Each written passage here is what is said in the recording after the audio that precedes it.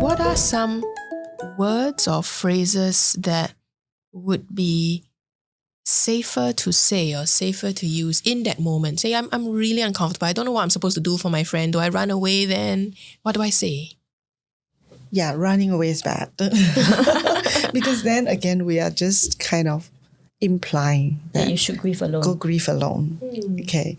Yeah, and I have clients who totally got offended by that. Like, friends and cousins promise to support me, but when I need them the most, they don't even reply my text. That's a real case. And while working with her, I have to help her see the other perspective. Like, I know that's really hurtful, and you felt disappointed with them. It's possible that because they're too afraid to hurt you further, because they don't know what to do. They don't know what to say when they're with you. So that is one part of it. But I think, a safe start would be just, I'm so sorry for your loss, or I'm so sorry about the you accident. have to go through this experience. And our basic is if you do not know what to say, it's better to not say anything. Your presence is more important than the words. And to listen. To a griever, just to be there, just to listen. Yeah, because at that moment, the person who's grieving, their story is a lot more important. They being hurt is way, way, way more important than us being hurt. But often that's what we want to do, right? Because my mission is there to comfort, to console, to dish out all my wisdom, hoping that the person will get up. But that's not what the griever is looking for, actually. Yeah. So we don't need to be stressed that we have to be in an advice-giving position. Yes.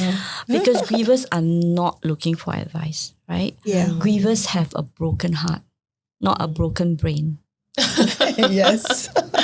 Okay, grievers have a broken heart. Yeah. So we need to attend to that brokenness and validate that there is brokenness. So for example, you used the word overwhelming earlier on, right? Where your this other friend don't even know how to describe. Says, wow, it really sounds so overwhelming. You must be so overwhelmed. Yeah, I can't even piece it together. I can't even put... I suppose if I were in your shoes, it would be so difficult for me too, Must be so difficult just even thinking about it. So when we say it that way, what does your friend feel? Yeah, you're trying to understand how I'm feeling. You may not understand, but you are trying to. And so the fact that she can pick up that you're trying to is really, really strong for her.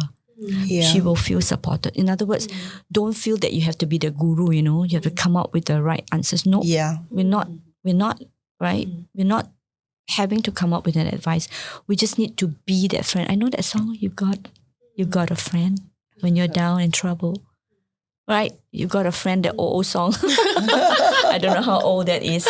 I'm dating myself, but yes. When you need some loving care, so I'm just here to listen to you and let you express even your confusion.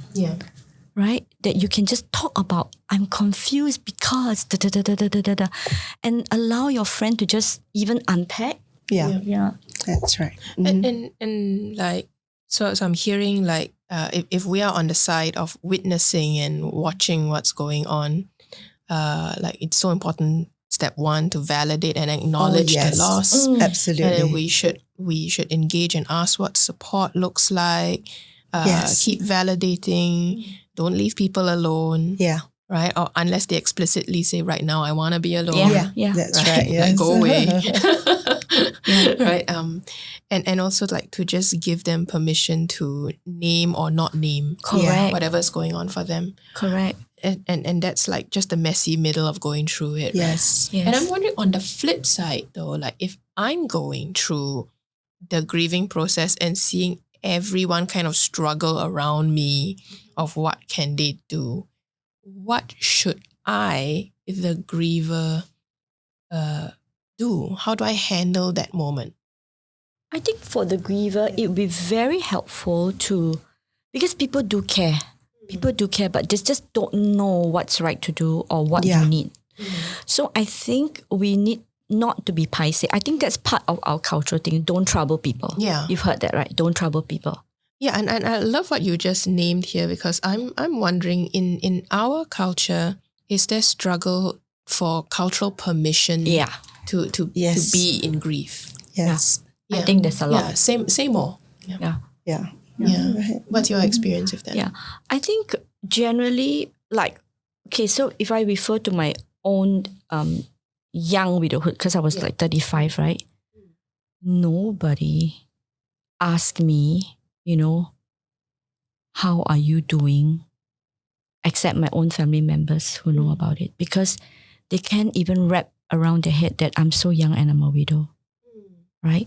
So they're uncomfortable even asking me how I feel, because they never come across somebody so young who's already widowed, because in their mind, widow means, a much, much older person. So that even like for me, during those years of, I'm talking about 94, right? I really felt like a sore thumb, sticking out, because I could not find I did not know any other widows that are about my age. Yeah. Most of the people I know of, they are much older. So in a way, I already felt alone, right? And then people are not comfortable asking me how I feel, right? Okay. People want me to move on. Yeah. Okay. People want me to get better, be strong and move on. But they are not brave enough to ask me, actually, how are you feeling? So I have clients who in that place, and then they come to me and they tell me how hurt they are by people who don't know what to do with them, and not. So basically, it's just helping her to learn to be honest. Yeah. I said, just be honest and tell them exactly how you're feeling, and not be afraid that if they're going to say the wrong thing, now that you, with my help, you understand that people will say the wrong thing because they don't know any better yet, right? Yeah. So cut them some slack in that area, and then be honest and just tell them, like, hey, I really feel lonely on weekends, and I would love to have some company. Yeah. But when you come to visit me, you don't really need to say anything. Just sit around and be with me, and I'm good. I said, so when people don't feel uncomfortable coming to visit you and not get into a conversation, not doing anything, but just watching you staring into space, I said that generally does make people feel awkward. Yeah. Right? So just tell them that will be the best help that you can give me. And people will be more willing to do that. Yeah. So I guess it's just helping the grievers to understand that it's okay to name what say you it, need. to name it. Yeah. And then if the person goes, no, I don't think I can do that, then you can move on to the next person and look for help. Find the right person who's willing to be able to provide that help, So in my immediate months of grief after losing my husband, I do have this group of buddies, and I actually said to them that it would be so nice if they would spend Sunday afternoons with us, because my children know their children, right? And they are my close friends. And I didn't have a home because I came back from Hong Kong and we didn't have a home. So I was actually living with my brother-in-law, and they have 3 sons. They're already taking care of us Monday to Friday. I didn't want to get into their family space for the weekend. So I actually opened my mouth and asked, my parents, my son's godparents, may we come and camp at your home Saturday and Sunday? And they said yes. Actually, they wanted to reach out to us, but they don't know what would be comfortable for me and what would be helpful. But when I named that, they're like, yes. And then the gang gathered, my gang of friends gathered at their home. So then the men took the boys to soccer, right? The women sat with me and cried with me, and that's what I needed. It's like Charlie Brown's blanket, that comfort blanket, right? So my friends were that comfort blanket, but I didn't name to them, this is what I needed. So what I've done, even with some of my friends, right, when I know they're going through a time, I will literally, text them and say, hey, I'm so sorry, I'm here to help. Tell me what I can do for you. If you want me to just come by, to just sit with you and not say a word, I'm good with that. You want to just pour everything, you want to tell me your entire story, I'm ready to listen without judgment.